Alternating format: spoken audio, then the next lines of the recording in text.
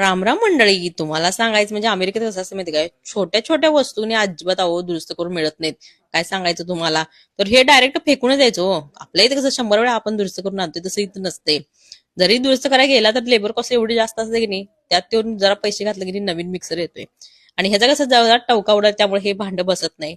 त्याच्यामुळे ते मिक्सरचं मशीन खराबच. तर अशा छोट्या छोट्या वस्तू तुम्हाला ऑनलाईन मिळतील, पण दुरुस्त करून अजिबात मिळणार नाही. आणि येताना इंडियन कधीच मिक्सर घेऊन येऊ नका, कारण इथं कसं इलेक्ट्रॉनिक वस्तू आपल्या अजिबात चालत नाहीत. त्यामुळे घेतला तर इथंच घ्या. म्हणून मी आता हा फिलिप्सचा घेतलाय. चांगला आहे, कारण आपलं कसं डोसा, आपलं मसाला बारीक करायचा असते, त्याच्यामुळे कसं हे असलं आपला एकदम दणकट मिक्सर पाहिजे असते.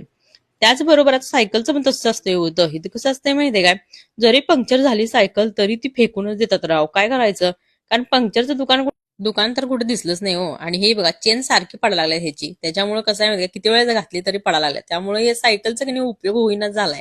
मग छोट्या छोट्या अशा वस्तूंनी दुरुस्त करायचं म्हणजे इथं अवघडच आहे. आणि किती जरी ट्राय केलं तरी असंच व्हायलंय राव.